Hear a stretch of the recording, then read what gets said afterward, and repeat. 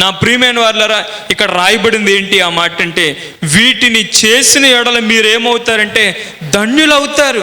మీకేం కలుగుతుందంటే సంతోషము కలుగుతుంది, ఆనందము కలుగుతుందని దేవుని యొక్క వాక్యం చెబుతోంది. దేవుని యొక్క మాటలు వినడం మాత్రమే కాదు, ఏంటండి, వినడం ఎవరైనా వింటారు. అపవాదిగాడు కూడా ఇక్కడే ఉన్నాడు, ఆడు కూడా మన దగ్గరే ఉన్నాడు. ఎవరిని నిద్రలోకి జారుపుచ్చుదామని వాడు ట్రై చేస్తున్నాడు. దేవుడు కూడా ఇక్కడే ఉన్నాడు. 2-3 నా నామం పేరట ఎక్కడ కూడి ఉన్నారు అక్కడ ఉంటానన్నాడా లేదైనా? ఇప్పుడు మీరందరూ కూడా దేవుని యొక్క వాక్యాన్ని వినేసి మీరందరూ కూడా భక్తిపరులుగా మార్చబడిపోయి అతి పరిశుద్ధులుగా మార్చబడిపోతే ఎవరికి నష్టం? అపవాదిగాడికి నష్టం. కాబట్టి వాడు కూడా ఇక్కడే ఉంటాడు. ఎందుకనంటే మిమ్మల్ని అతి పరిశుద్ధులుగా చేయకూడదు, మీరు అసలు దేవుని యొక్క వాక్యాన్ని వినకుండా ఉండాలని వాడు శతవిధాల ప్రయత్నం చేసి మీ మనసులను ఎక్కడికో తీసుకెళ్ళిపోతూ ఉంటాడు. కొంతమందికి నిద్రను రప్పిస్తాడు, కొంతమందికి వ్యాసన మార్చేస్తాడు, కొంతమందికి దాహమనో మొత్తానికి ఏదో విధంగా మొత్తానికి సంథింగ్ ఏం చేస్తాడంటే గలిబిలి చేసేసి బయట తీసుకుపోతాడు. మీ మనసులు ఇక్కడ ఉండనివ్వకుండా చేస్తాడు.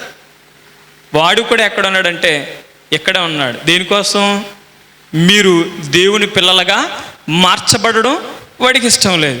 కానీ నా ప్రియమైన వారులారా, వాక్యాన్ని వినడం మాత్రం వాడు వింటాడు. అపవాదిగాడు, వాడికి కూడా అన్నీ తెలుసండి. నువ్వు ఇక్కడి నుంచి దూకే ఈ కొండ మీద నుంచి, దూతలు ఏం చేస్తాయంటే నిన్ను ఎత్తుపట్టుకుంటాయి కదా.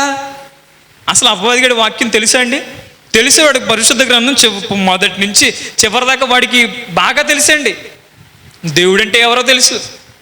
అందుకని గెరాసేనుల ప్రాంతానికి యేసు ప్రభులు వారు వస్తే ఎక్కడో దూరం నుంచి వాడు ఏం చేస్తుంటే పరిగెట్టుకుంటూ వచ్చేసి, ఓ సర్వోన్నతుడైన దేవుని కుమారుడా, మమ్మని బాధ పెట్టొద్దు అన్నాడు.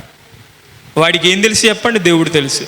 ఇక్కడ యేసు ప్రభులు వారితో స్వయంగా అంటున్నాడు, నువ్వు ఎక్కడి నుంచి దూకేస్తే దేవుని యొక్క దూతలు వచ్చి నిన్ను కాపాడితే కదా. అది ఎక్కడుంది? కీర్తనల గ్రంథంలో ఉంటుంది. ఆయన నిన్ను గూర్చి తన దూతలకు ఆజ్ఞాపిస్తాడు. నీకు అసలు ఏ దెబ్బ తగలకుండా తన దూతలు ఏం చేస్తారంటే కాపాడదు. వీడికి తెలుసు.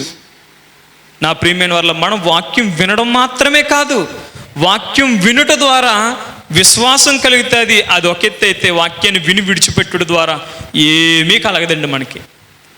దేవుని వద్ద నుంచి మనం ఏ దీవెన పొందుకోలేము, ఏ ఆశీర్వాదాన్ని పొందుకోలేము. మనం వాక్యాన్ని ఏం చేయాలంటే మన జీవితంలో మనం అప్లై చేసుకోవాలి. డాక్టర్ గారి దగ్గరికి వెళ్ళి, అయ్యా నాకు పలానా ఇబ్బంది చేత పలానా సమస్య చేత నేను సతమతం అవుతున్నాను, మందులు ఇవ్వండి అంటే ఆయన మందులు ఇస్తాడు. ఆయన ఇచ్చిన మందులను తీసుకుని ఒక 2,000-3,000 రూపాయలు ఇటు కొనుక్కుని తీసుకొచ్చి టేబుల్ మీద పెట్టినంత మాత్రాన్ని నీకున్న సమస్య పోతుందంటే పోదు.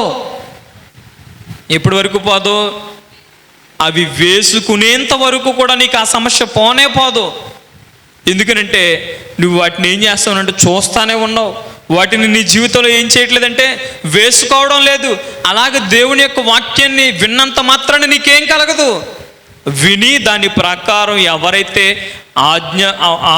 దేవుని యొక్క మాటల ప్రకారం నడుచుకుంటారో వారికి ఏం కలుగుతుందంటే సంతోషము కలుగుతుంది.